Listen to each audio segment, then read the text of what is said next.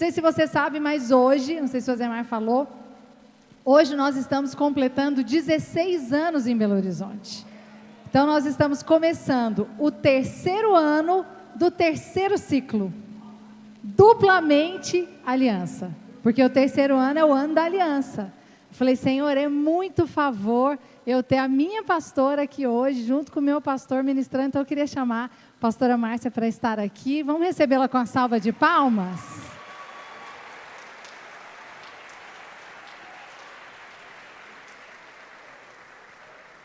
Pastora, quero dizer para parte da equipe, que nós não podemos reunir todo mundo, mas eu quero dizer para a senhora, como Amazai disse para Davi, nós somos teus. E que nós temos o privilégio de servir o ministério da senhora. A senhora sabe o quanto eu amo a senhora. Tem mais de 16 anos que nós estamos juntas. Quero dizer que esse povo é seu, essas irmãs. Quantas líderes de célula que estão aqui? Fica de pé para mim, por favor. Todos vocês que lideram uma célula, uma igreja, somos todos seus, pastora Márcia. Nós estamos aqui para servir o seu ministério. Quero dizer que é uma honra, é um privilégio. E poder ter a senhora aqui hoje, nesse ano da aliança, é um presente de Deus. Amém?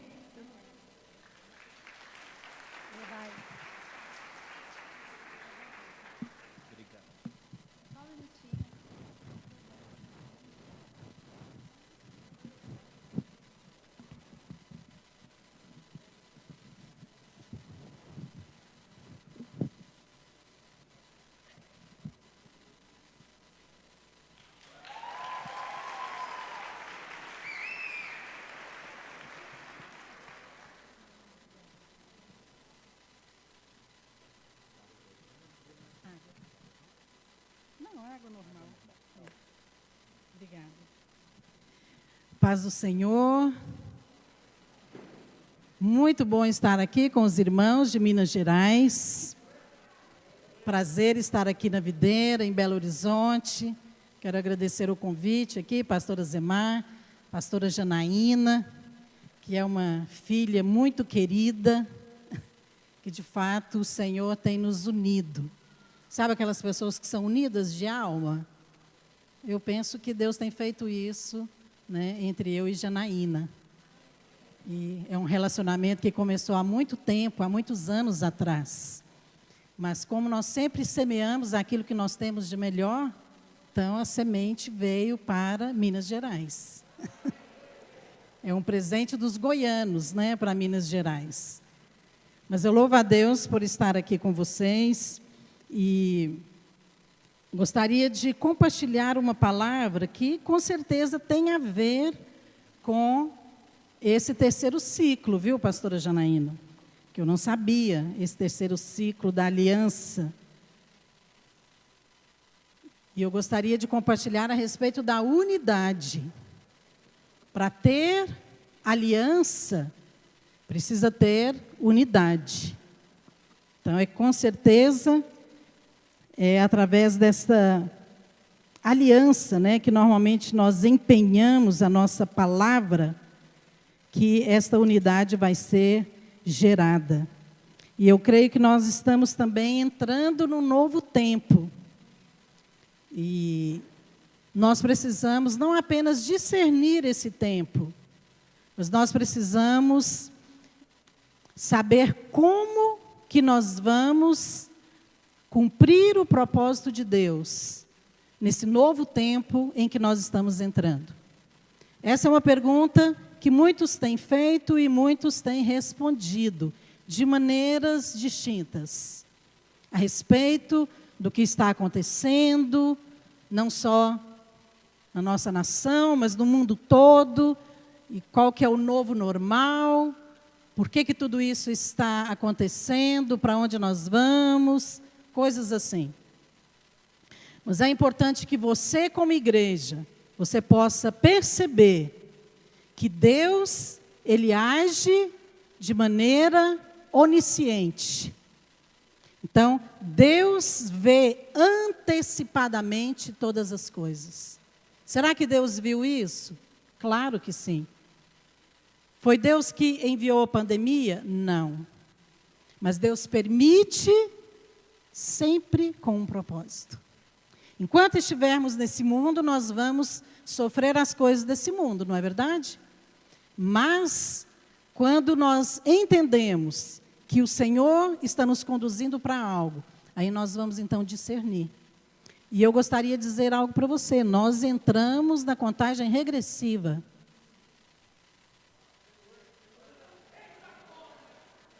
Sabe o que é contagem regressiva? Quando o cronômetro vai baixando. Então, é claro que essa contagem regressiva começou há 2000 anos atrás, quando Jesus subiu aos céus e falou, eu vou voltar. Aí já começou a contagem regressiva. Só que agora nós estamos no intervalo do jogo. E nós vamos voltar para o segundo tempo, para definir essa partida. Aleluia! Você já viu aqueles atletas que correm 400 metros? Então tem essa modalidade no atletismo. Está chegando as Olimpíadas aí, você vai ficar ligado, você vai ver. Então, 400 metros. Quando eles começam correndo os 100 primeiros metros e até os 200 metros, eles têm um ritmo. O alvo deles é ganhar, mas eles mantêm um ritmo. Mas quando entra na última volta, todos aceleram. Todos aceleram. Porque a contagem regressiva, embora ela continue no mesmo ritmo, mas eles sabem que agora é para valer. E agora quem acelerar é que vai chegar na frente. E muitas vezes você percebe que, às vezes, os atletas estão ali, entraram na última volta, e um que está ali no meio começa a acelerar e ultrapassar os que estão na frente e vence aquela corrida. Sabe, a igreja está exatamente entrando na última volta. Na última volta. A questão é, como que nós vamos terminar? E eu gostaria de falar algo que eu creio que é essencial na vida da igreja, que é a respeito da unidade. Unidade. 1 João 5, 7 e 8. Eu vou ler esse versículo com você. Ok? São 2 versículos. 1 João 5, versículos 7 e 8. Nós vamos projetar aqui os versículos que eu vou ler. É muito importante, eu penso que sim, né? Sim, está projetando aqui. É muito importante que você leia, que você acompanhe, para que você possa perceber o que a Bíblia fala sobre isso e a importância de nós andarmos em unidade como igreja, para o cumprimento do propósito de Deus. 1 João 5,7. Pois há 3 que dão testemunho no céu: o Pai, a Palavra e o Espírito Santo. E estes 3 são um. E 3 são os que testificam na terra: o Espírito, a água e o sangue. E os 3 são unânimes num só propósito. Aqui nós vemos que esta unidade espiritual que a Bíblia fala, ela existe antes da fundação do mundo. Porque Deus, Ele descreve aqui a sua pessoa de uma maneira triuna. E essa palavra unânime significa um só. E eu quero me deter exatamente nesta palavra, unânimes. Mas eles são unânimes por causa de quê? De um propósito. E o alvo de Deus também em relação à igreja é que a igreja seja unânime. Lembra da oração de Jesus lá no Evangelho de João? Que eles sejam um, assim como eu e o Pai somos um. Então Jesus fez essa oração. E essa oração ela está no processo. Está acontecendo nesses 2000 anos. Agora, essa unidade da igreja é que vai, na verdade, ser a expressão de Deus na terra. Lembra quando Deus criou o homem ali, no Éden? Ele disse que os criou à sua imagem e semelhança. Para quê? Será que Deus era vaidoso? e ele queria tanto um filho parecido comigo, né? Acabei de falar ali para a pastora Elisângela, falei, mas seu filho é parecidíssimo com seu pai. Ela falou, não, ele não parece comigo. Eu falei, não posso fazer nada, né? Só estou constatando os fatos. Mas, normalmente, nós gostamos de ter filhos parecidos conosco, mas herdamos isso de Deus, do nosso Criador. Mas não era algo meramente exterior. O que Deus estava fazendo ali é que Ele queria ser expressado. Então, Deus estava dando ao homem e à mulher que Ele criou a capacidade de expressá-lo. E hoje, como igreja, nós estamos aqui para cumprir o mesmo propósito, ser expressão de Deus na terra. Vou tomar bastante água, porque nós estamos saindo do jejum, né? E esse ritmo de hidratar é importante. Então, é importante que você veja, em relação àquilo que 1 João está falando aqui, unanimidade. Por que nós precisamos dessa unanimidade como igreja? Porque é a unidade que vai nos conduzir ao propósito de Deus. Agora, a questão é o seguinte, ok, eu também creio, já ouvi falar sobre isso, mas como que nós andamos em unidade? É sobre isso que eu vou falar para você. E o diabo sabe que a unidade da igreja é uma arma poderosa contra o inferno. Por isso, ele quer gerar divisão. Ele quer sempre estar gerando discordância entre os irmãos. Então, nós vamos usar aqui uma igreja que é um modelo para nós de unidade e que experimentou um avivamento e que cumpriu o propósito de Deus para a sua época, que é a igreja primitiva, a igreja de Atos dos Apóstolos.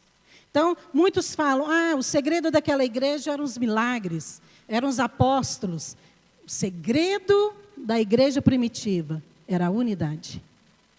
Por causa da unidade, eles puderam realizar tudo o que eles realizaram. Por causa da unidade, a promessa se cumpriu.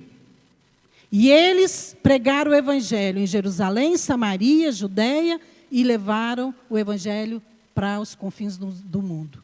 E por isso que nós estamos hoje aqui falando do evangelho, por causa daquela igreja. Porque eles conseguiram passar o bastão. Sabe o significado do bastão? De você passar o seu legado, transferir uma herança, para que outros possam continuar.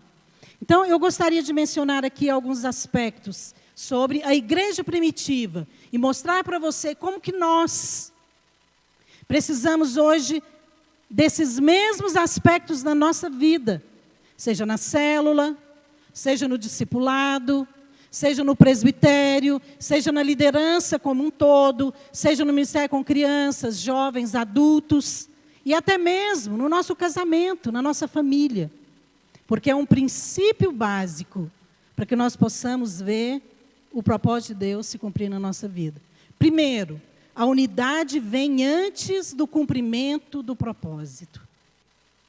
Vou pedir para você repetir cada vez que eu falar um tópico. O primeiro é esse, repete comigo, fala, unidade vem antes do cumprimento do propósito.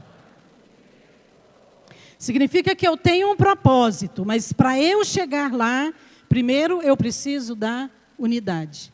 Porque ela é um requisito básico. Sem ela, o propósito não se cumpre. E eu quero mostrar para você aqui em Atos 2, no versículo 1 a 4. Eu vou ler vários versículos aqui no livro de Atos. Então, você pode deixar aí aberta a sua Bíblia nesse livro. Atos 2, a partir do versículo 1, diz assim: ao cumprir-se o dia de Pentecostes, estavam todos reunidos no mesmo lugar. De repente, veio do céu um som, como de um vento impetuoso, e encheu toda a casa, onde estavam assentados. E apareceram distribuídas entre eles línguas como de fogo, e pousou uma sobre cada um deles. Todos ficaram cheios do Espírito Santo, e passaram a falar em outras línguas, segundo o Espírito lhes concedia que falassem. Ora, o texto começa falando que estavam todos reunidos. Olha, todos quem? Eles estavam ali, um grupo de pessoas, e essas pessoas representavam a igreja. Então, é claro que não eram todos que criam em Jesus, mas eles estavam representando ali a igreja. Porque o propósito de Deus era enviar o Espírito Santo. Até aquele momento, o Espírito Santo ainda não tinha vindo como residente no coração do homem. Então, Jesus havia dito para eles, em Atos 1, versículos 5 e 9, diz assim: e comendo com eles, aqui Jesus ainda estava no meio deles, determinou-lhes que não se ausentassem de Jerusalém, do 5 até o 9, mas que esperassem a promessa do Pai, a qual disse ele: de mim ouvistes, mas recebereis poder ao descer sobre vós o Espírito Santo. Veja, tinha uma promessa aqui. A promessa de Jesus é: eu vou enviar o Espírito Santo. Mas o que vocês têm que fazer? Nada.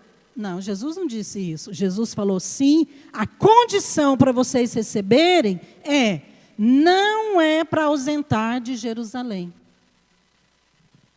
Será que isso foi por acaso? Será que eles não podiam dizer ou argumentar: mas espera aí, tá, vão ficar em Jerusalém, mas fica cada um na sua casa. Não é a fé que conta? Nesse caso aqui não foi. Nesse caso aqui eles tiveram que cumprir as condições para receberem a promessa, que era o Espírito Santo. Então, por isso que o capítulo 2 de Atos está dizendo que eles estavam reunidos. Eles estavam juntos no mesmo lugar. Ou seja, a questão geográfica aqui é importante também. Porque a igreja nasceu ali com esses irmãos em Jerusalém. Agora, a igreja jamais existiria sem o Espírito Santo. Então, para a igreja existir, o Espírito Santo tinha que vir. E para receber o Espírito Santo, eles precisavam estar juntos. Você percebe? A condição tem a promessa. Ou promessa ou propósito aqui são sinônimos. Mas tem a promessa, mas tem uma condição. Você quer a promessa? Permaneça junto. Nós queremos o cumprimento do propósito? Permaneça junto. Você quer ganhar essa cidade? Permaneça junto. Você quer ganhar essa nação? Permaneça junto. Agora, é claro que eu não estou falando aqui de ter uma só igreja na cidade, um só nome, sabe? Eu creio que essa unidade não é em relação a isso. É a unidade da fé, a unidade do Espírito. Ok? Mas a Bíblia fala que havia a igreja de Éfeso, havia a igreja de Corinto, havia a igreja em Colossos. Então, elas tinham nomes diferentes. Então, não é o nome que vai nos unir. É a fé e o Espírito. Mas nós precisamos ter compromisso e unidade em uma igreja local. Essa ideia de que a igreja local não é importante, não faz diferença, não é bíblica. Isso procede do inferno. O único interessado em dividir a igreja é o diabo. E o diabo vai gerar divisões, mentiras, ensinos errados no nosso meio. Para quê? Para impedir a unidade da igreja. Então, hoje nós temos aqui muitas pessoas que representam a liderança da igreja. Você precisa entender esse princípio espiritual. Qual promessa nós estamos esperando hoje? Porque nós já recebemos o Espírito Santo. Aqueles irmãos ali em Atos 2, que estavam reunidos, eles ainda não tinham recebido. Eles estavam esperando, a Bíblia fala, descer o Espírito Santo. E nós estamos esperando o quê? Nós estamos esperando a promessa de que Ele vai voltar. Então, para que essa promessa se cumpra, a condição é a mesma. Unidade. Permaneçam juntos. Permaneçam unidos. É isso que a Bíblia está nos mostrando, o poder da unidade para mover o mundo espiritual. Por isso o diabo teme a unidade. Agora, nós podemos ter unidade na comunhão. O que é a unidade na comunhão? Comunhão com os irmãos, independente de ser a igreja A, B ou C, independente de ser Brasil ou outra nação, independente de ser Belo Horizonte, Goiânia e outras capitais do Brasil. Então, a base da nossa comunhão é Cristo. Todos nós cremos em Cristo, nascemos de novo. Então, essa é a base da nossa comunhão. Mas é importante que você entenda que, uma vez que você vai edificar algo, então não pode ser apenas esta fé em Cristo. Para unidade na comunhão, nós podemos ter Cristo como sendo a base comum, que é o fundamento. Mas para edificar uma obra, não basta apenas ter comunhão, é preciso ter concordância. Como que eu vou ter uma família? Como eu vou criar filhos se eu e o meu marido não concordamos? Os nossos valores são diferentes. Eu penso uma coisa, ele pensa outra. Vai ter problema? Vai. Por que a Bíblia diz que você não deve ter comunhão, que não deve haver comunhão entre o crente e o incrédulo? Porque não tem como você edificar algo sem concordância. A concordância aqui está associada à doutrina, ao ensino, para que não haja confusão. Então, às vezes, alguns, eles creem de uma maneira. Nós cremos de outra forma na hora de edificar. Por exemplo, nós cremos que uma vez salvo, salvo para sempre. E ensinamos isso para as crianças. Elas falam isso. Mas alguns não creem. Então, como que nós vamos edificar uma igreja dessa maneira? Percebe? Se naqueles ensinos, nas doutrinas, na doutrina básica, não há concordância. Imagina 2 profissionais trabalhando juntos. Imagina 2 engenheiros que vão construir um prédio. Então, 2 engenheiros, eles têm muitas coisas em comum. O mesmo curso, eles podem ter a mesma graduação, eles podem, talvez, até trabalhar na mesma empresa. Então, eles sabem ali os cálculos, eles têm muitas coisas em comum.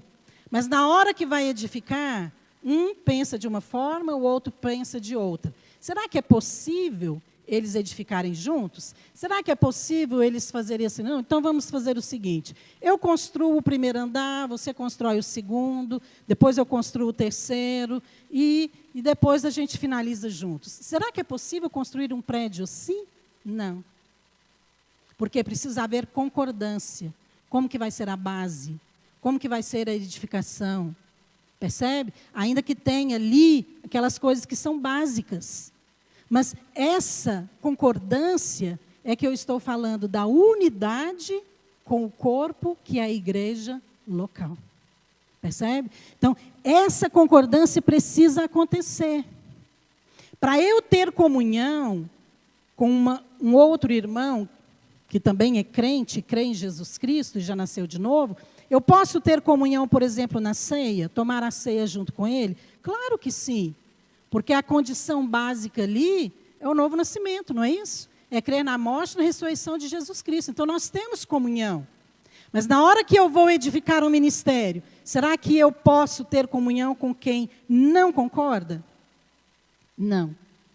Será que eu poderia, por exemplo, ter um discipulado, às vezes com pessoas, mesmo crentes, mas que não creem como nós cremos? Não, eu acho que discipulado não é para hoje, é só para a época de Jesus. Eu falo, não, discipulado é para hoje, para nós também, nós temos que ser discípulos de Cristo. Percebe? Não, não é assim que eu penso, não é assim que eu entendo, porque a forma de enxergar, a revelação, ela vai mudando. É por isso que Paulo orava constantemente, para que os crentes tivessem revelação de Cristo. Porque à medida que eles tinham revelação de Cristo, a edificação da igreja acontecia. Em cima de Cristo, que é o fundamento. Então, é importante que você entenda. Nós proibimos as pessoas de ter comunhão com irmãos de outras igrejas, mas é claro que não. Não existe essa proibição. Embora nós trabalhamos e acreditamos no discipulado, nas células, nós não ficamos controlando a vida de ninguém. Eu nem daria conta de controlar. Consigo controlar nem meu marido, nem minhas filhas. E agora eu tenho 4 netas, eu não consigo.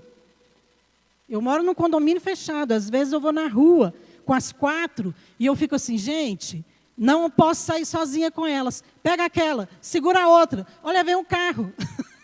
E eu fico estressado. Eu falei, gente, eu saí para passear para eu desestressar. Eu volto estressada. Eu falei para a Luiz, vamos comprar uma cordinha, a gente põe 4 assim, ó. Ou você leva 2, eu levo 2.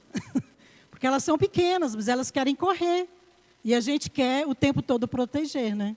E aí sai um gato de uma casa, eu falo, não peguem gato, gato é perigoso. Aí ela falou, não, mas não é. Eu falei, é muito perigoso. Aí vem um cachorro e percebe? Às vezes nós queremos controlar tudo. Mas na igreja, ter unidade não é ter controle sobre as pessoas. É ter o mesmo espírito. Significa que eu não estou interessado em defender as minhas opiniões pessoais. Eu estou preocupada em edificar uma obra como um todo. É abençoar a igreja. Então não interessa se eu concordo com o jejum de 21 dias ou não. É jejum de 21 dias? Estou indo também, vou jejuar. Porque essa unidade é importante, senão não tem edificação. Agora, será que a Bíblia também fala sobre isso? É claro que sim. Paulo fala lá em Coríntios, cada um veja como edifica. Para quem que ele está falando? Para crente. Cada um veja como edifica. Se é palha, se é ouro, se é pedra preciosa. Significa então que cada um pode edificar com materiais diferentes. Então, se nós queremos edificar uma igreja, que de fato é uma igreja de vencedores, que de fato é uma igreja que vai expressar Cristo, nós precisamos da unidade. A unidade da fé, a unidade do Espírito, a unidade na revelação, crescer em revelação, porque isso faz diferença. O texto lá em Atos 2,44 diz assim, todos os que creram estavam juntos. Olha que interessante. Todos os que creram em quem? Que creram em Cristo, estavam juntos. E tinham tudo em comum. É interessante porque eles não apenas estavam juntos, mas eles também criam da mesma maneira. Esta palavra juntos aqui no original significa posição. Significa que eles tinham um nível de revelação que era semelhante. Então, eles estavam edificando em cima da nova aliança. Então, eles criam que Jesus era o Filho de Deus. Eles criam que Jesus veio e viveu sem pecado, que Ele morreu na cruz pelos nossos pecados, que Ele ressuscitou e que Ele vai voltar. Então, a base da fé era a cruz, era a nova aliança. Por isso, eles estavam juntos. Agora, você às vezes pode ter comunhão superficial com um crente, um irmão. Mas quando ele não crê como você, às vezes ele começa a zombar de você. Não é verdade? Eu me lembro uma vez que eu encontrei uma pessoa há uns anos atrás, e ela começou a videira conosco, ficou alguns anos ali, uma família. Depois saíram, foram para outro ministério. Depois de muito tempo encontrei, assim, não era algo planejado, né? E aí conversamos rapidamente, porque nos conhecíamos, e a pessoa perguntou assim, mas e aí? Vocês ainda continuam acreditando e ensinando que cada crente é um ministro? E riram. Naquela hora eu olhei assim, eles estavam zombando. De quê? De algo que nós cremos e nós ensinamos. Mas só que não estava zombando de mim, porque não foi eu que escrevi a Bíblia. Naquela hora a conversa encerrou. Falei, eu preciso ir, com licença. Você acha que dá para ter comunhão assim, quando alguém zomba da sua fé? Zomba da maneira como você edifica? Mas e aí? Quer dizer que vocês pregam evangelho para criança? Então criança também tem que nascer de novo? Percebe? Então nós ouvimos muitas coisas, às vezes assim, é possível edificar assim? Não. A Bíblia fala que nós não podemos nos assentar na roda dos escarnecedores. E quando o escarnecedor é um irmão? Será que irmão pode ser escarnecedor? Claro que sim. Ele pode escarnecer de muitas coisas. Então nós precisamos ter cuidado. Eu não estou dizendo que você não vai ter comunhão com os irmãos, de maneira alguma. Eu estou dizendo que você precisa aprender que na hora de edificar, nós precisamos ter concordância. Então, isso é muito importante. Em Efésios 4:13 diz assim: até que todos cheguemos à unidade da fé e do pleno conhecimento do Filho de Deus, a perfeita varonilidade, à medida da estatura da plenitude de Cristo. Uau, quantas palavras! Mas isso aqui está falando de revelação. Então, eu tenho a fé em Cristo, esse é o fundamento, isso é só a base. Mas para edificar, nós temos que ter revelação de Cristo. Entendeu? E é por isso que nós precisamos zelar pelo ensino, pela doutrina, a maneira como nós cremos, se nós estamos crendo da maneira certa, se nós estamos crendo da maneira errada. Eu costumo sempre falar isso para o nosso ministério, para a liderança do ministério com crianças, porque falei, se nós ensinarmos algo errado para elas, isso vai passar para o resto da vida delas, isso vai passar para outra geração. Por isso nós temos que ter muito cuidado, muito zelo com o ensino da palavra. Jesus mesmo disse que se alguém fosse escândalo para uma criança, seria melhor amarrar uma pedra no pescoço e pular ao mar. Uau! É o único lugar que ele fala algo tão forte assim para alguém. Ele podia ter falado se algum homem bater numa mulher, ou se tiver uma violência sexual, coisas assim que são ruins. Mas não, ele falou sobre escandalizar uma criança. Então, muitas vezes, nós não levamos isso a sério, mas é sério. Então, na hora de edificar um ministério, pode ser um ministério com crianças, precisa fazer com a base certa, mas precisa fazer com os materiais certos. Tem que ser ouro, tem que ser pedra preciosa, tem que ser revelação. Revelação de Cristo. Por isso que nós falamos, a salvação é pela graça e não pelas obras. Isso é revelação. Nós não cremos na perda de salvação, porque é revelação. Crianças precisam ser evangelizadas e nascer de novo, porque a única maneira de estar diante de Deus é através de Cristo. E elas também precisam de Cristo. Isso é muito importante. Paulo certa vez falou para os coríntios, não sabeis que sois santuários de Deus?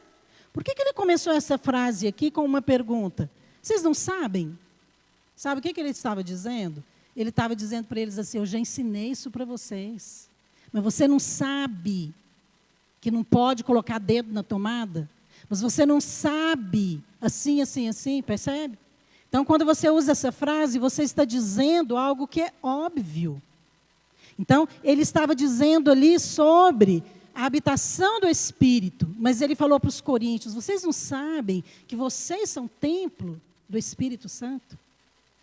Isso aqui é uma revelação. É por isso que nós precisamos pregar sobre a graça várias vezes, para que isso seja algo vivo entre nós. Mas entenda uma coisa muito importante. Para que você possa ser útil para Deus, você precisa estar ligado no corpo.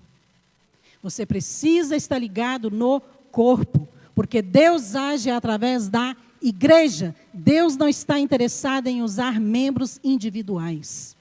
Eu sei que existem muitas pessoas que às vezes têm um ministério independente, e eu não quero entrar nesse mérito aqui da questão, mas eu creio no que a Bíblia diz, que Jesus deu a vida pela igreja. Não é o prédio, mas a igreja são pessoas que se reúnem. Pessoas que estão ligadas, pessoas que estão juntas, Pessoas que se congregam, que não deixam de congregar, de ministrar culto, seja em casa, seja em prédio. Mas elas estão ali confessando o nome do Senhor.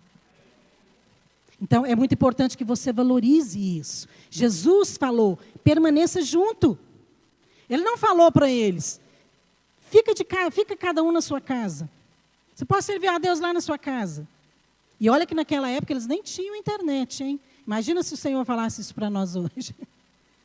Será que mudou aqui a condição? Não. A condição é a mesma. Então, nós precisamos entender algo básico em relação a isso. Qual é esse primeiro aspecto que eu falei? Eu demorei um pouco mais para te explicar. A unidade vem antes do cumprimento do propósito. Vocês querem ganhar essa cidade para o Senhor? Então, a unidade vem antes do propósito.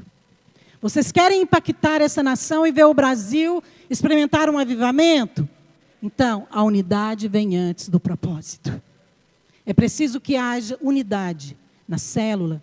É preciso que haja unidade no discipulado. É preciso que haja unidade numa liderança de igreja local. É preciso que haja unidade entre os membros de uma igreja. Por quê? Porque nós estamos aqui não é por causa do que eu creio, que você crê, o que eu acho, o que ela acha. Nós estamos aqui por causa de uma cidade que vai ser alcançada, de famílias que precisam ouvir o Evangelho da Graça. E o poder é a unidade. Quando nós nos unimos, nós somos fortes. Eu não sei quantos aqui entendem de futebol, tem muita mulher aqui, mas você deve entender um pouquinho de futebol. Deixa-me te dar um exemplo. Quando está ali, eu falei para você que nós entramos no segundo tempo, né? Nós estamos entrando no segundo tempo, acho que nós já entramos, o jogo já está rolando. Nós viemos para decidir essa partida. Imagina você com 40 minutos e você tem a chance de fazer um gol, o seu time, né, o Brasil, por exemplo, e ali tem uma falta bem ali perto da grande área, que eles fazem aquela barreira, não é? Então põe vários jogadores e o goleiro fica lá e todo mundo fica apreensivo. Imagina se cada jogador ficasse separado. Fica um aqui, dá 1 metro, mais 2 metros, o outro. E eles ficam onde eles querem. Porque a posição não é importante. E vem ali o Messi para cobrar a falta. Não te dá um frio na barriga? Você fica assim, por que eles não chegam perto? Por que eles não tampam aqueles buracos, não é? Por quê? Porque faz diferença. Faz diferença você estar para definir a partida. Você pode ganhar, pode perder. Então, o que a barreira tem que fazer? Ficar unido. Porque quando você está unido, você é mais forte. Isso serve para nós também na igreja. Para que nós possamos lutar com esses inimigos que estão à nossa volta, nós precisamos nos unir também. Eles não estão mais fortes não, viu? O inferno não está mais forte não. Esses dias alguém falou, o inferno está mais forte, né, irmã? Eu falei, não está não, o inferno está debaixo dos nossos pés. Está lá em Colossenses. Que o Senhor já destronou todas as potestades e principados. E colocou debaixo dos nossos pés. Ele está no lugar que ele sempre deveria estar. Agora, nós é que temos que enxergar. Se você pensa que está vindo contra você um gigante poderoso, você vai ficar com medo. Mas se você se enxerga e sabe que você tem aquele que já venceu, você vai ter uma outra atitude. Então, nós precisamos dessa imagem de unidade da igreja. Segundo aspecto, unidade é resultado de andar no Espírito. Fala isso em voz alta.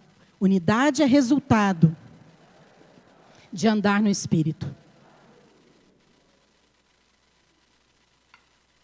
Atos 2, 3 e 4, diz assim: E apareceram distribuídas entre eles línguas como de fogo, e passou uma sobre cada um deles.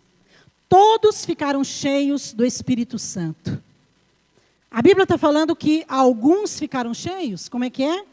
A Bíblia fala que o Espírito Santo veio em forma de línguas de fogo e ele pousou uma sobre cada um deles. Olha, não poderia ser um fogaréu grande que aparecia aqui e iria encher todo mundo. Não, a Bíblia fez questão de fazer algo individual, porque isso aqui tem um sentido espiritual. Uma para cada um. E o que aconteceu? Não foi alguns que ficaram cheios, todos. Todos foram cheios. Então, a unidade, ela é resultado, sim, de andar no Espírito. Porque quando você anda no Espírito, quando você anda em fé, quando você crê na promessa, o que vai acontecer? Vai ter unidade. Mas essa unidade aqui do corpo da igreja, ela depende da espiritualidade dos membros. É o Espírito Santo que vai gerar unidade em nós. Porque o Espírito está em mim, está em você, está no outro, está em cada um. Então o Espírito Santo trabalha, mas o Espírito Santo precisa da nossa cooperação. Se você já recebeu Cristo na sua vida, você tem o Espírito Santo dentro de você. Mas acontece que a Bíblia diz que nós somos espírito, alma e corpo. E o seu espírito, para que ele possa governar, ele precisa da sua contribuição. A carne, ela não deixa de existir. Ou seja, os desejos carnais não deixam de existir só porque você nasceu de novo. Então você precisa agora dominá-la. Ok? Porque se você não fizer isso, não tem como haver unidade. Então, o que acontece numa igreja quando não há unidade? Quando os membros são carnais, os relacionamentos são superficiais. Quando os membros são espirituais, os relacionamentos são de unidade. Sobe 3 irmãs aqui, por favor. Que eu quero fazer só 3. Quero fazer uma demonstração para você. Não, 4. Sobe 4, melhor. Por que é tão importante você compreender a unidade? Porque quando nós compreendemos a unidade, nós nos tornamos espirituais. Porque você começa a eliminar aquelas coisas que antes geravam divisão. Então, muitas vezes no relacionamento, essas aqui vão ser as carnais. Desculpa, irmã, é só uma ilustração. E essas aqui vão ser as espirituais. Ok?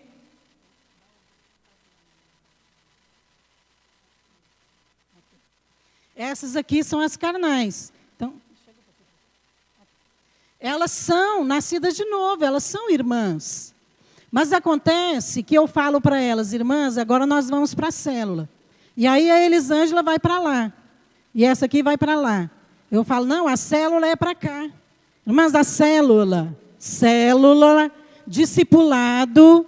Está vendo? Você está falando, mas elas não entendem. Então elas ficam separadas. Agora, o que acontece? Por que elas fazem isso? A Elisângela marcou um salão, custou achar uma vaga. O salão é mais importante que o discipulado.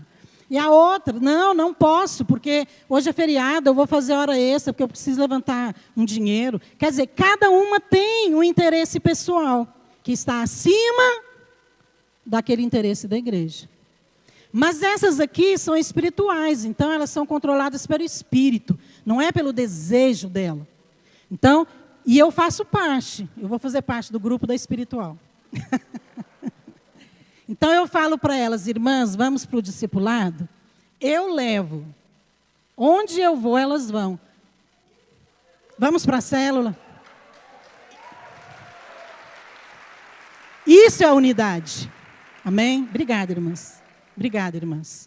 Mas você percebe como que a carne e o espírito, eles direcionam? Porque eles controlam as suas decisões. Efésios 2:3 diz, entre os quais também todos nós andávamos outrora, segundo as inclinações da nossa carne, fazendo a vontade da carne e dos pensamentos. E nós éramos, antes de converter, por natureza, filhos da ira, como também os demais. Então, Paulo tem várias passagens que ele diz que antes a carne controlava. Agora, como que eu vou identificar isso aqui? Você precisa ter consciência que a carne existe, que ela está aí, e que se você deixar, ela vai te controlar. O que é a carne? Vou te dar alguns exemplos. Primeiro, opinião pessoal. Pode ser carne? Pode. Alguém pode falar da parte de Deus e dar uma opinião inspirado pelo Espírito. E alguém pode dar uma opinião simplesmente com base no seu interesse pessoal. Sim ou não? Sim. Eu me lembro uma vez que nós íamos fazer o encontro. Naquela época nós estávamos começando a fazer os encontros de crianças e estávamos aprendendo muitas coisas. E aí eu fiz equipe, oramos, jejuamos, treinamos, todo aquele processo que normalmente nós fazemos. E uma das irmãs, a equipe não era grande naquela época, aí uma irmã veio e falou assim, pastora, eu não vou dormir lá. E aí eu pensei, você não vai dormir na chácara? Por quê? Não, eu tenho um problema. Eu não durmo fora da minha cama. Eu falei, então você não precisa ir, você está liberada. Não, pastor, imagina, não é isso, eu quero ir, eu estou aqui disposta. Eu falei, pois é, irmãs, é que tem um outro problema. Nós não vamos para o encontro para dormir. Se dormir, dormiu. Se comeu, comeu. Se não, você come e dorme quando você chegar.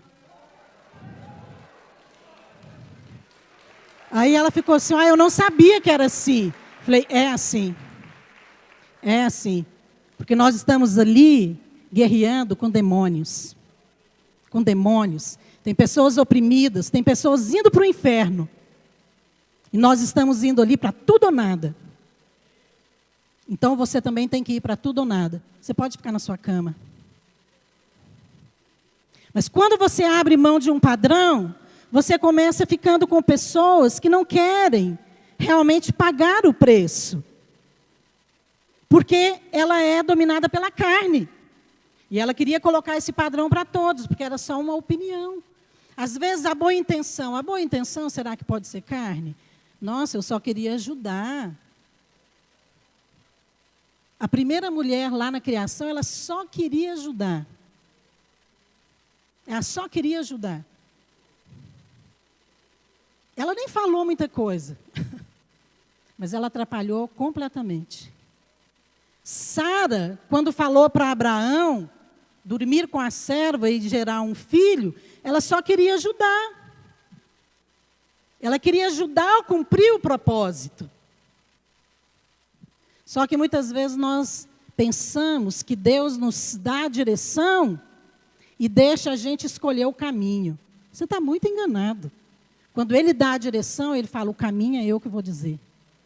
Quando Ele fala, você vai edificar algo, Ele não deixa o método por sua conta. Ele fala, o método também sou eu que vou dizer. Quando Ele falou para Moisés construir o tabernáculo, que era algo profético, símbolo do que estava acontecendo lá em Atos 2. Templo do Espírito. Ele não falou, pega o melhor que você tiver aí no deserto e construa. Ele falou, não, eu vou te dar o modelo. Eu vou te dar os materiais. E você vai seguir exatamente o modelo que eu te disser. Então, nós precisamos entender que Deus não deixa a nossa escolha, a maneira de edificar a igreja, a maneira de liderar uma célula, a maneira de conduzir o nosso discipulado. Porque tudo é igreja, tem que ser espiritual. Então, nós precisamos crescer e abandonar as coisas da carne. Porque a carne, ela atrapalha. Você precisa vencer a carne. Ah, mas como que eu venço a carne? Eu já falei tantas vezes, a partir de agora eu não vou explodir. Eu não vou explodir. A partir de agora eu vou ser manso, suave, tranquilo. Eu já fiz essa experiência várias vezes. Eu vou te garantir, não funciona. Não funciona. Se fosse assim, nós não precisávamos depender do Espírito. Então, como que funciona para você vencer a carne e andar no Espírito? Simples. Aquele que você alimentar mais é o que vai governar. Se você alimentar a carne, ela vai governar. Se você alimentar o Espírito, ele vai governar. Então, quando você só assiste programas que não prestam, séries, televisão, quando você só anda com gente que reclama, que fala mal, que tem mau testemunho. Quando você usa a sua boca também só para reclamar e falar mal da liderança e reclamar dos irmãos, reclamar do dízimo, reclamar do som na igreja. Por que esse som é tão alto? Mas por que demora tanto esse louvor? Você está alimentando a carne. Sabe, mas quando você vai alimentando o espírito, ele vai se tornando mais forte.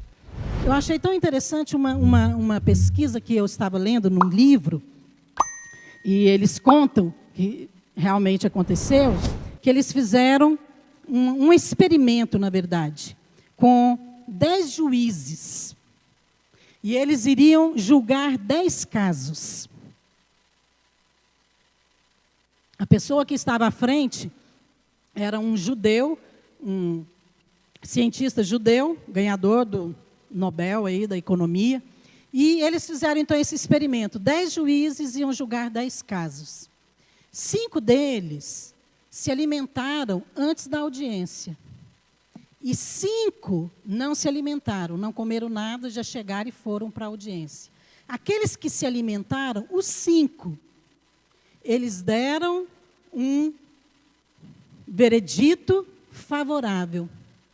Aqueles que não se alimentaram, eles deram um veredito negativo. Por quê?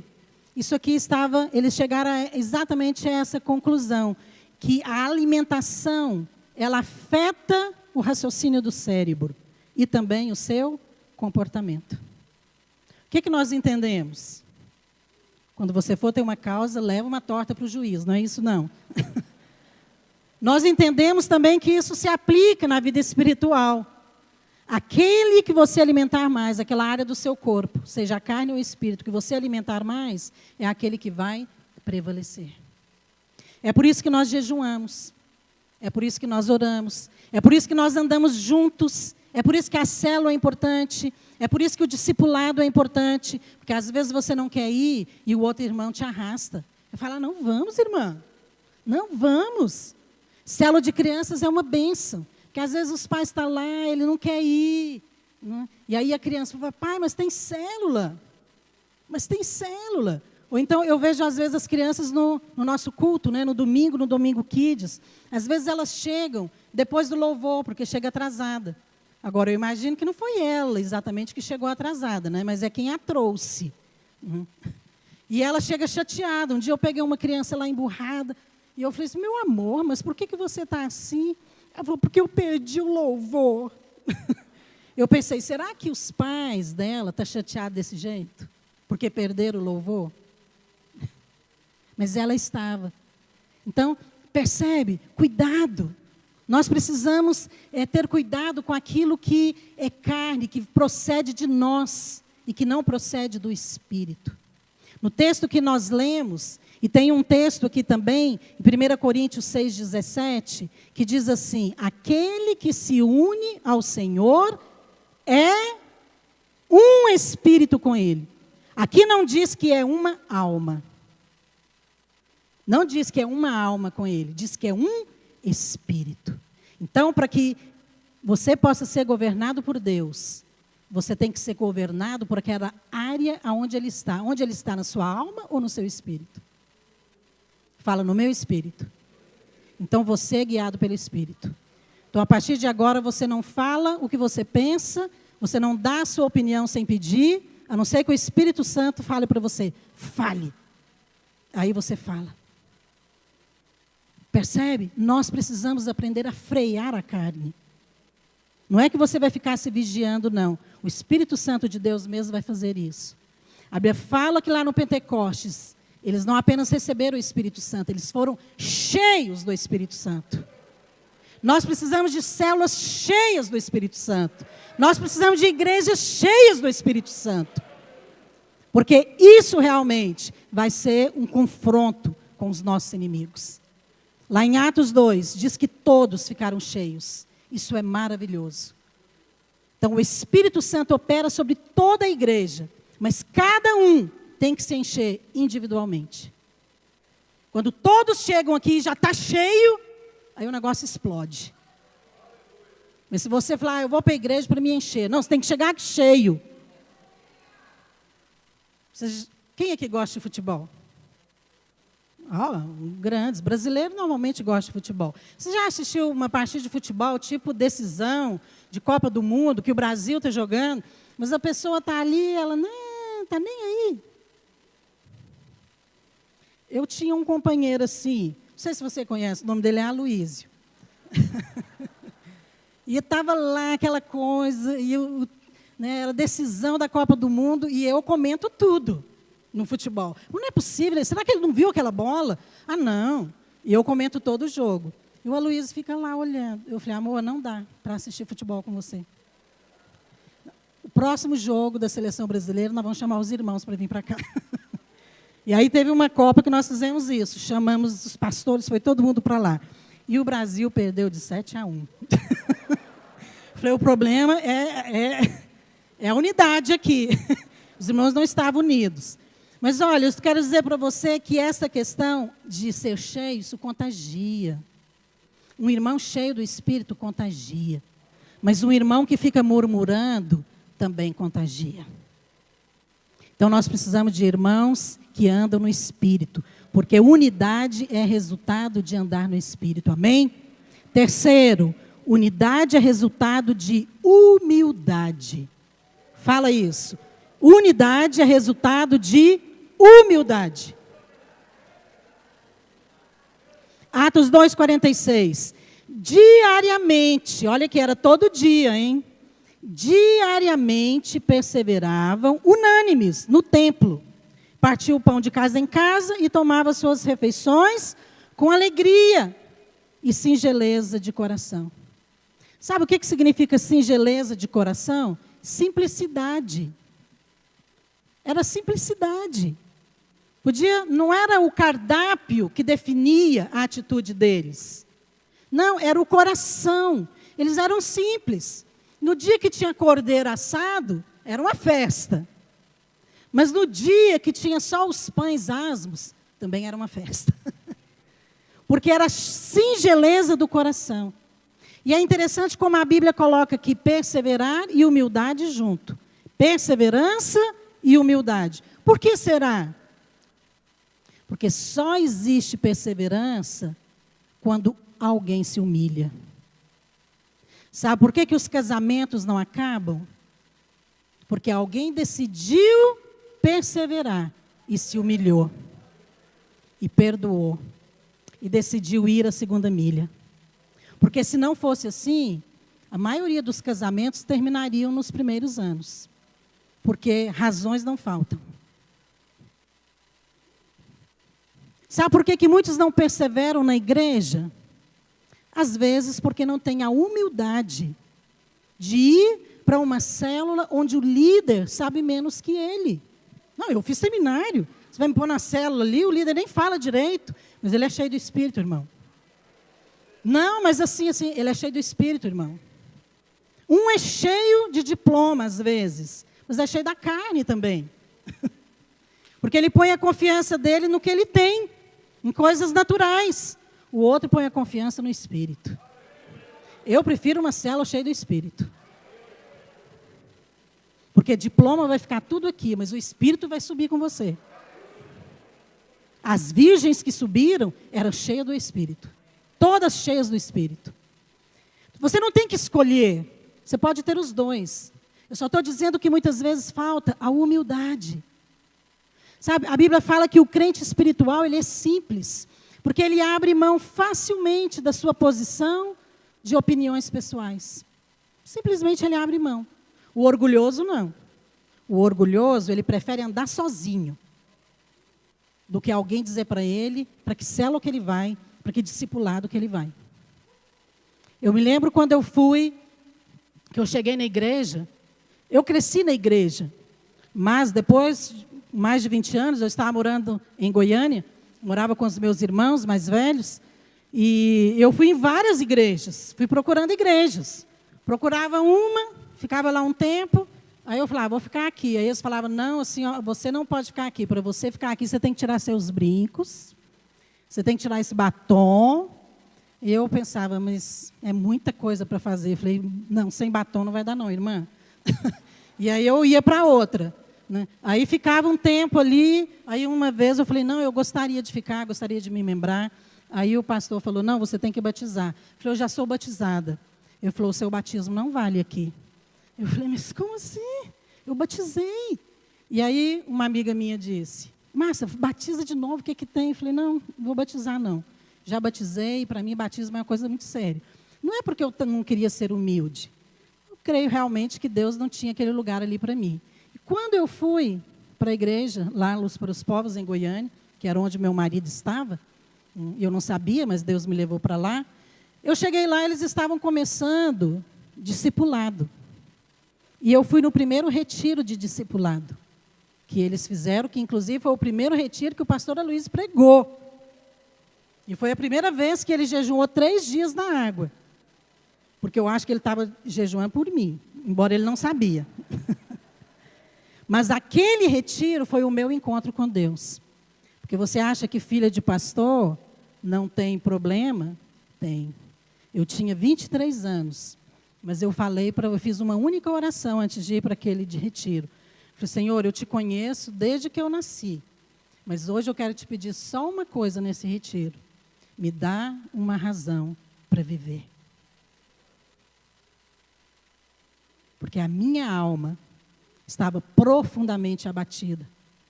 E eu já tinha ido em muitos lugares. Não era questão de uma doutrina A, B ou C. É que eu precisava ter uma experiência com Deus. Já era convertida. Eu cria em Jesus. Mas eu estava vazia, seca. E quando eu fui ali naquele retiro, realmente foi uma transformação. E eles me colocaram num quarto. Falaram assim, você vai ficar com essa líder aqui. Nós temos discipulado. Eu nem sabia o que era esse negócio. Era de comer, se era de brincar. Falei, tá bom. Aceitei. Nunca questionei.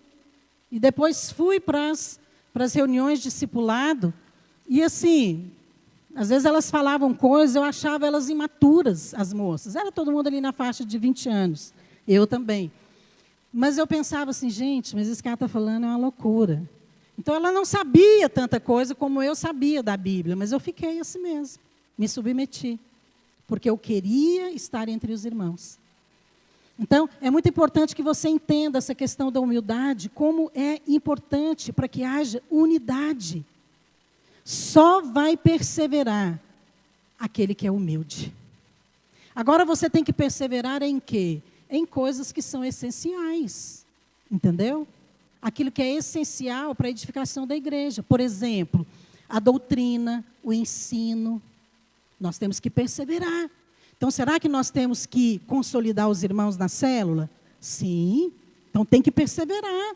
Então, você não pode, por exemplo, concordar com o que está errado. Um líder de célula resolve falar, não, irmão, não vamos fazer consolidação mais, não. Deixa que os irmãos mesmos vão se consolidando. Falei, não é assim, tem que consolidar. Certa vez alguém falou para mim, não, é que nós fazemos encontros de crianças, mas a gente não faz oração em jejum a semana inteira, não. Falei, que hora que vocês oram em jejum? Ela falou, não, cada um ora na sua casa. Eu falei, se os demônios respeitarem isso, vai ser muito bom. Eu quero saber quem vai expulsar os demônios lá na hora que manifestar.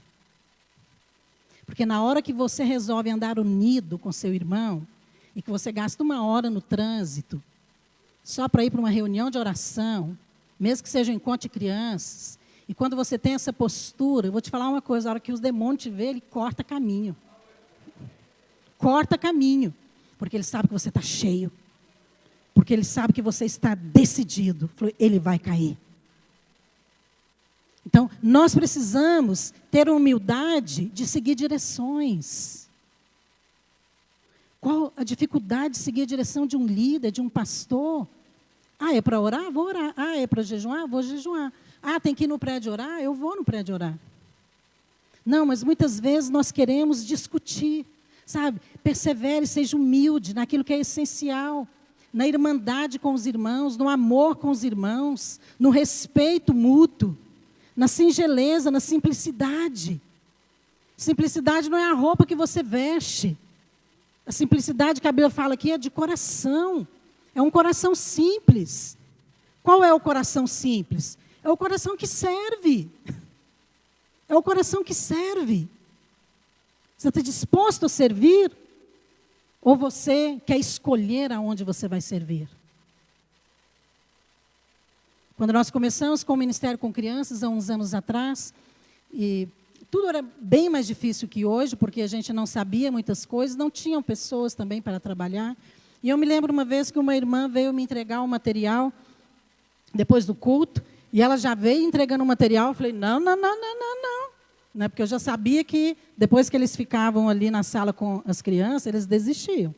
Porque tinha criança ali que era, sinceramente, até os demônios corriam dele. E eu falei, não vou pegar. E ela falou assim, não, eu não vou ficar nesse ministério. Eu falei, tá, mas me dá uma razão. Ela falou, não, porque eu quero ser pastora e no Ministério de Crianças não tem reconhecimento. E eu fiquei ali segurando aquele papel e pensando nessa frase durante uns 5 minutos. E até hoje eu estou pensando nela, hein? Já passou anos. Porque eu pensei assim, eu fiz uma oração. Que na hora que o diabo fala também, ele vai ouvir. Ele vai ouvir. E eu falei, Senhor, esse ministério realmente não tem reconhecimento de homens. Mas hoje eu vou declarar o seguinte, um dia eu vou entrar no céu com milhares de crianças. E aí eu quero ver qual reconhecimento eu terei.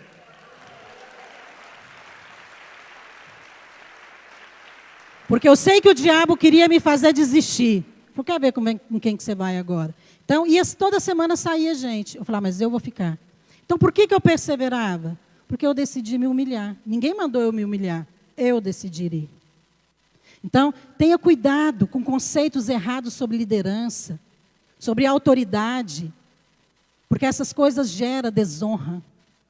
Essas coisas geram divisão no corpo. Muda os seus conceitos. Põe a lente da palavra de Deus nos seus olhos. Quando alguém falar mal do seu líder, do seu pastor, usa a lente da palavra. Fala, são ungidos de Deus. Esses dias eu estava num programa nosso da rádio. Estávamos falando sobre criação de filhos. E aí muitas pessoas mandam perguntas e comentários. E as pessoas leem ali esses comentários, algumas perguntas a gente responde. E uma delas alguém falou assim, essa geração de crianças é terrível. Essa frase eu já falei, Porque elas ficam ligadas na internet? Porque agora quem educa as crianças é o TikTok. Nós não podemos esperar muitas coisas, porque essa geração está perdida. E aí eles comentaram muitas coisas, e o locutor passou para outro assunto. Na hora que ele me deu a palavra, eu falei assim, eu quero voltar naquele comentário que foi feito e fazer uma correção. Essa geração de crianças não está perdida, eles vão ouvir o Evangelho da Graça, e não é o TikTok que vai definir isso, porque eles serão profetas, homens e mulheres de Deus. Porque eu prefiro falar aquilo que Deus fala. Desde quando um aplicativo ou alguma coisa desse tipo vai definir a eternidade de uma pessoa? Mas muitas vezes nós ouvimos e nos calamos. Use as suas palavras para honrar as fontes. Honre, não desonre jamais. Ah, mas ele não merece. Fica calado então. Na igreja primitiva, os membros reconheciam a autoridade dos apóstolos. Porque a Bíblia fala, no versículo 43, em cada alma havia temor. Sabe o que é temor? É ser governado pela vontade de Deus, e não pelas suas opiniões. No mundo é cheio de eu acho, eu quero, eu penso. Aqui é o que a Bíblia diz. Aqui nós fazemos como Cristo. Está escrito, está escrito, está escrito. Esse é o Espírito de Cristo.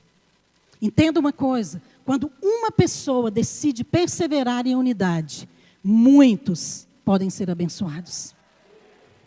A Bíblia fala que Jesus, ele, lá em João 12, ele fala, Pai, salva-me desta hora. Que direi eu? Salva-me desta hora? Ele falou, não, precisamente para este propósito é que eu vim.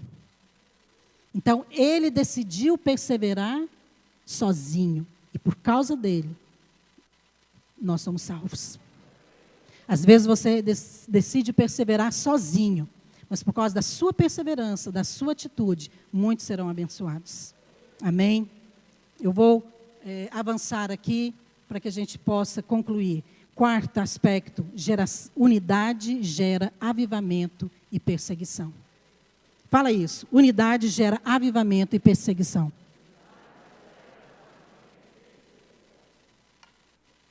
A Bíblia fala que a igreja primitiva, ela nasceu da unidade, ela experimentou um grande avivamento, mas ela também foi perseguida. Perseguida. E por causa daquela perseguição, eles foram dispersados para muitas regiões. Então, nós queremos o avivamento? Sim, mas prepare-se para a perseguição. Mas entenda, antes do avivamento vem a unidade. Então, nós devemos orar mais pela unidade do que pelo avivamento. Porque se você tiver unidade, o avivamento virá. Eu já ouvi pessoas falando, não, eu vou sair da igreja tal e vou para outra. Porque eu quero ver os milagres, eu quero ver o modelo da igreja primitiva. O modelo da igreja primitiva, com certeza, não era irmãos desse tipo. Porque o modelo da igreja primitiva eram pessoas que perseveraram e perseveravam juntos, até descer o Espírito Santo, até ser cheio. Falou, irmão, se a sua igreja tem tantas deficiências, é lá que você deveria ficar, porque você é tão espiritual. Então, você que tem que ajudar os irmãos a crescer. Por que você vai para outro lugar? Não é esse o raciocínio da Bíblia? Ajudar uns aos outros, levar as cargas uns dos outros. Não, nós queremos ir para um lugar que já está pronto, que o fogo está caindo. Vai gerar o fogo. Nós precisamos de pessoas que gerem o fogo, que ore, que jejuem, que persevere, que suportem os fracos, que não fala mal da liderança. Esses vão gerar avivamento. Então, se nós queremos avivamento, nós temos que perseverar em unidade. A palavra de Deus fala que quando Pedro abriu a boca para pregar, lá em Atos 2, 14, e aqui o texto é muito grande, eu só vou mencionar, diz assim, ouvindo eles estas coisas, compungiu-lhes o coração, e perguntaram a Pedro e aos demais apóstolos, que faremos, irmãos? Então, o que significa essa palavra compungir? Penetrar. Penetrar. A palavra que Pedro falou penetrou o coração deles. O que será que Pedro falou? Pedro pregou o evangelho da graça.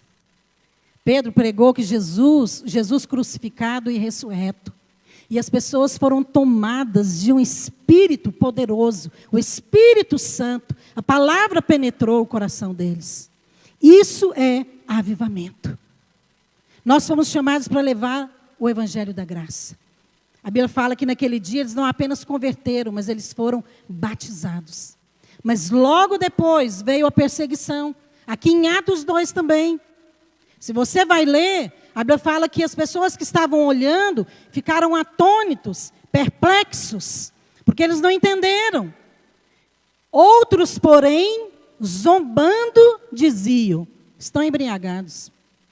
Tem muita gente que vai ver o avivamento na igreja e vai zombar. Vai zombar. Como eles fizeram aqui em Atos 2. Por quê? Perseguição. Eles ficaram surpresos, espantados, sem entender. Então, nós vamos experimentar coisas grandes.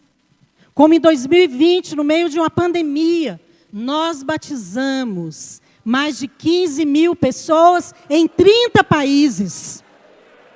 Por quê? Porque nós não nos calamos. Não é porque o pastor Luiz e os pastores resolveram pregar. Não, foram os membros. Foram os irmãos que se mobilizaram. Havia unidade. Como que num ano de pandemia, que está tudo fechado, nós conseguimos levantar uma oferta de mais de 400 mil reais no Ministério com Crianças e imprimimos 120 mil livros para crianças e distribuímos de graça. Nem um ano normal eu seria tão ousada assim, mas o Senhor fez. Por quê? Porque o Evangelho tem que chegar. Há avivamento, tem perseguição? Tem, mas aquele que abre a porta, ele vai trabalhar para manter a porta aberta. As portas estão abertas, mas nós precisamos da unidade do corpo, para que nós possamos experimentar os milagres. A Bíblia fala em Atos 3, que Pedro e João curaram o cego. Em Atos 4, eles foram presos. Uau! Espera aí, eles fizeram um milagre. Depois veio a prisão. Então, o avivamento está sempre associado à perseguição. Nós precisamos de quê? Estar unidos. Nós guardamos uns aos outros. Então, eu não aceito que fale do meu marido. Você, como esposa, não aceite que fale do seu. Maridos, você não deve aceitar que falem da sua esposa. E não devemos aceitar que fale uns dos outros. Porque nós estamos unidos. Nós estamos no mesmo time. Nós estamos jogando para ganhar. E a última coisa, a unidade do Espírito ultrapassa fronteiras. A Bíblia fala que naquele dia tinha pessoas de várias nações ali, vendo o que estava acontecendo no Pentecostes. E Pedro pregou para todas elas. A Bíblia menciona medos, elamitas, da Mesopotâmia, da Capadócia, da Ásia, da Panfilha, do Egito, da Líbia. Então havia pessoas ali ouvindo as grandezas de Deus. E entre aqueles quase 3.000 que converteram, tinham pessoas de todas as nações. Como que pessoas com culturas diferentes, com experiências diferentes, com ensinos diferentes, crenças diferentes, foram convencidas pelo Espírito Santo, por causa da mensagem da graça. Havia unidade naquilo que eles pregavam, havia unidade no Espírito, havia unidade na fé. E eles estavam cheios do Espírito Santo. Esse é o Espírito de Cristo para nós hoje. E eu quero deixar essa palavra para você. O Espírito de Cristo não é o Espírito que fala mal. O Espírito de Cristo não é um espírito de divisão. O Espírito de Cristo, ele não gera contendas. O Espírito de Cristo, ele não fala calúnias e nem ofensas entre os irmãos. Não é um espírito de acusação, não é um espírito de desonra. Nós temos que tirar isso do nosso meio. Mas o Espírito de Cristo é o espírito de servo. É o espírito de humildade. É o espírito de mansidão. É o espírito de unidade. E é por isso que Atos termina dizendo assim, é o último versículo que eu vou ler, Atos 6, 7. Crescia a palavra de Deus, e em Jerusalém se multiplicava o número dos discípulos. Também muitíssimos sacerdotes obedeciam à fé. Então a palavra crescia, à medida que a palavra era pregada. Qual palavra? A mensagem da graça. Mensagem da cruz. O que acontecia? Multiplicava o número dos discípulos. E eu creio que é isso que o Espírito Santo hoje está gerando no nosso meio como igreja. Unidade. Quando nós estivermos unidos e com esse mesmo Espírito, esse mesmo coração, nós iremos experimentar tudo isso que eles experimentaram aqui. Um grande avivamento. Amém? Mas agora é tempo de nós perseverarmos. Lembra disso. Unidade vem antes do cumprimento das promessas. Unidade é resultado de andar no Espírito. Unidade é resultado de humildade. Humildade gera avivamento e atrai perseguição. Mas a unidade também ultrapassa fronteiras. Não importa se eu estou em Goiânia, Belo Horizonte, em qualquer outra capital do Brasil ou em outra nação. O nosso espírito é o mesmo. Nós vamos impactar essa geração com o Evangelho da Graça. Aleluia! Fica de pé. Aleluia. Feche os seus olhos onde você está. Faça uma oração. Faça uma oração. Fala para o Senhor. Pai, me dá esse espírito de unidade. Abra os meus olhos para entender. Eu quero ser alguém que vai ser usado para unir e não para separar, não para dividir. Se você talvez tem sofrido algum tipo de situação assim, coloca diante do Senhor, fala: Pai, eu não quero ser como aqueles que me perseguem ou falam mal de mim. Eu quero o Espírito de Cristo. É você que precisa falar. É você que precisa sair daqui hoje, transformado. Deixa o Espírito Santo de Deus quebrar essas cadeias, cadeias de peso, cadeias de desânimo, cadeias de descrença, de pessoas às vezes falam: não sei se eu acredito mais, não sei se eu quero mais. Sim, Isso não procede de Deus. Deus quer que você caminhe, que você continue. Porque agora vai começar o melhor da festa. Nós vamos ter uma grande colheita. E nós precisamos de trabalhadores. Amém? Levante as suas mãos. Faça comigo esta oração. Fala: eu creio que eu faço parte da igreja de Cristo. Por isso, eu rejeito todo espírito de divisão, de contenda, de desonra. Mas eu quero manifestar o Espírito de Cristo, o Espírito de servo, de humildade e de unidade. Eu decido andar unido com os meus irmãos, com a liderança. E eu creio que eu faço parte da geração que vai experimentar a maior colheita da história da igreja. Em nome de Jesus. Aleluia! Glória a Jesus.